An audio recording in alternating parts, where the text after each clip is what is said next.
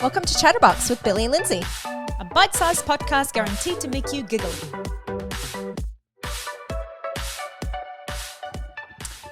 Hi.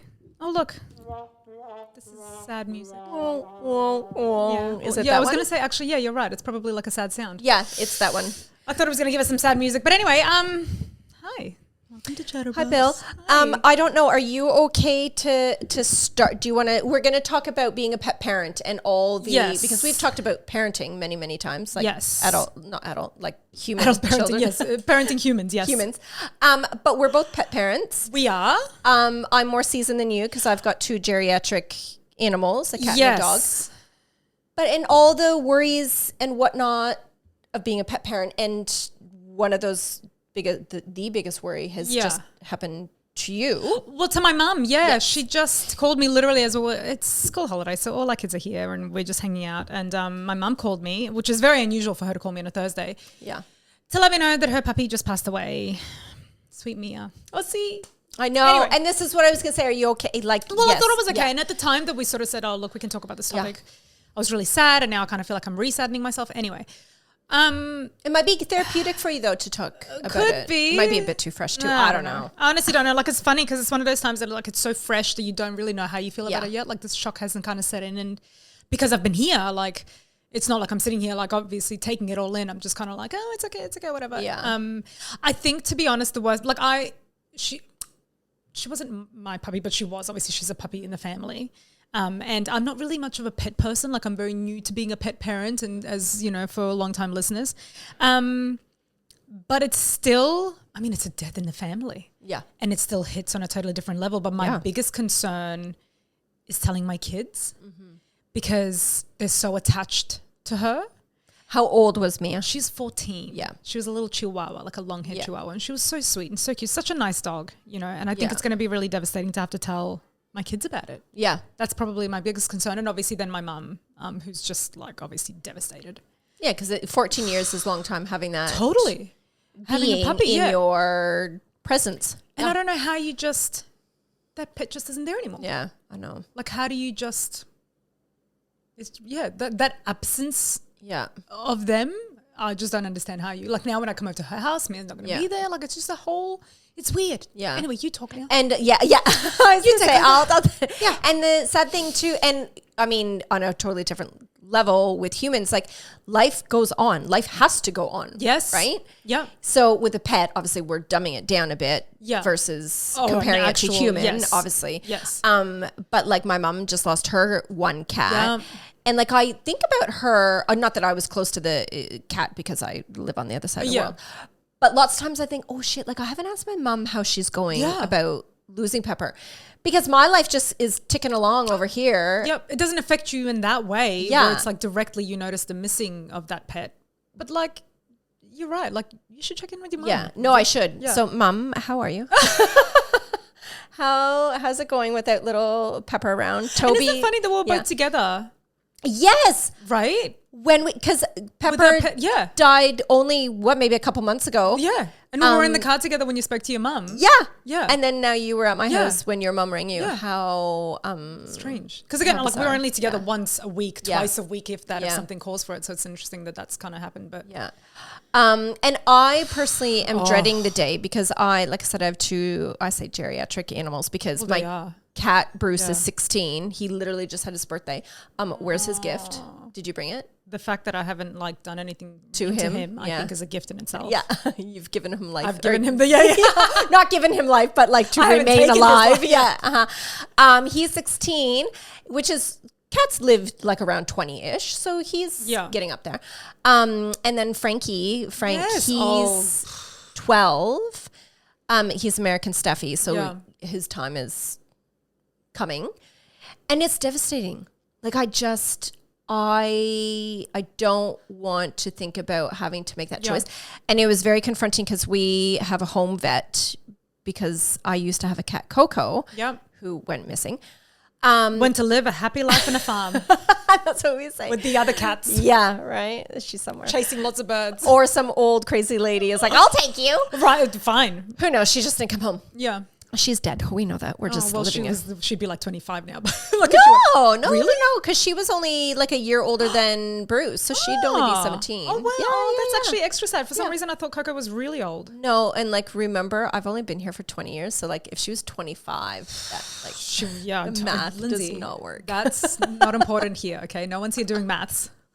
Unfortunately, or not unfortunately. Fortunately, Anywho, this is going way weird. So, yes, what was I saying? My train of thought, Billy. Don't do it. Lindsay, I don't have a train of thought today. Cells are already gone. Oh, right. Okay, so home vet. Yes, I always have a home vet because my older cat Coco hated going to the vet. Right. So I would just get a home vet to come out. Right. And she's been coming to my house ever since Coco. You're so right. Question: do you have to pay for each? Like, is it a call out fee or something? Or do you just go? Yeah. Great. I take my Taffy to the vet, but I mean, my vet's really close and she doesn't hate it. But like, I never really thought about getting like a. Oh, it is a godsend. Yeah. And it's not expensive because for me, like, even though I'm a stay-at-home mom, I hate, like, you have to make the appointment and then you have to take the animal. Yeah. Dr. Amy just shows up. She is fantastic. Yeah. You're in your own home. The animals are happy. It's great. But so Frank, speak of the devil, here is Bruce, my kitty cat. Oh, you scared him. I'm just sorry. I laughed and he flinched. I'm sorry. That's why, again, we don't have like the closest relationship, if you will. I don't know if you just heard him meow. He might be too far away. Anywho, so Dr. Amy came because poor Frank, he now has Cushing's disease. Oh God, Frank has so many things going on. Totally. I know. But she said to me her last visit, so Lindsay, I'm going to be frank with you when it's time. Right? Nope. And I'm like, nope. So I literally pulled up my t-shirt over my face because I know like I'm quite comfortable with her. And I'm like, no. Like, stop talking. Like, Dr. Amy, no. Yeah. And she's like, well, he's okay right now, but he's on this path that that it's not going to end well. Oh God. So it's just so sad. I honestly can't imagine, like I can't, like now that I have a pet, I'm already dreading the day that she passes, which is so weird because she's only 2. She's not, like she's so young. Yeah. But understanding how much, like I think until I had Taffy, I never really understood the love you can have for a pet. Like I've seen you and your lovely little cats and dogs and things over the years. How you would make fun of me like, so much. And it was only when I got Taffy really 2 years ago that I really understood. Sorry, Bruce is just like fully just. And now he's hiding in the wardrobe. He's like, do you know he came up to me just before, fully just looked at me and meowed and was like, "Bitch, you're in my chair." Totally, I love him. Anyway, sorry, Brucey. I guess. Love him. You're in my space, bro. Anyway, yeah, it wasn't really until I had Taffy that I fully appreciated Frank. Yeah. Remember how much I ignored Frank for the years? I was like, whatever, dog. Like, you're here, whatever. You're alive, get away from me. Don't touch me. Yes. But now every time I come in, Frank and I have the biggest cuddles. It is not even a cuddle. It is a love fest. And like, it's cute, but it's so annoying now. I love him. Because the affection you show him. I know, and I keep saying to him, like, I'm so sorry that I missed out on the first 11 years of your life because I just had no interest in any kind of pets. And now I adore him. Like, I look at him in such a different light. Like, when he looks at me with his little eyes, I'm like, oh my God, we fully have a little conversation. I love it. So, yeah, to be honest, like, I've thought about this so many times that I'm like, I dread the day that you call me and tell me that it's happened. Or that I come here on a Thursday, the first Thursday, and he's not here. Like, again, like, it's so, like, I dread that day myself. And it's not even my pet. Like, anyway. Oh, it's horrible. It's such a horrible feeling. And do you know what that makes it worse is, and any pet owner will say this, I love my pets more than I love a lot of people. Like I've honestly, at first I thought that was such a dicky thing to say about people in general. I'm like, how many, like who has wronged you in life for you to feel that way? Yeah. And now I completely understand. Like there are only really about 10 to 20 people I would like over my dog better. Yeah. Other than that, like, and that's like literally family and like closest friends. Totally. Like everybody else can suck it. Like I would much rather hang out with my dog. Absolutely. 1,000%. Like I fully understand people now who like just have such adoration for their pets. Because a lot of the time, like if you don't have any friends and family, like maybe that's your only source of love, right? For sure. And think of this is going to take it into a whole new world. But like when you see the homeless people out there with their dogs, like I would too, because it would be such a lonely world. But if you have each other. And the amount of love and the type of love that they give you, obviously, like if you're a pet owner, it doesn't even compare to anything. But do you know what sucks? Speaking of the animals passing away. Tell me more about things that are going to suck on a day my mum dies. No, is that like the love that we feel for them and then the love they give us, why do they only live for such a short period of time? It's like torture. Honestly, it's like torture. It's like what they've given. And it's such a, like what you were saying before when I had to, like when I was like, I'm really concerned about telling the kids. Yeah. Like it is such a life lesson. I don't understand why we come here thinking we're just going to be here forever. Yeah. Like, and we get so surprised when something like this happens. Like it is a good life lesson, but it's like the most, like it's torture. Yeah. Like it's so sad to think.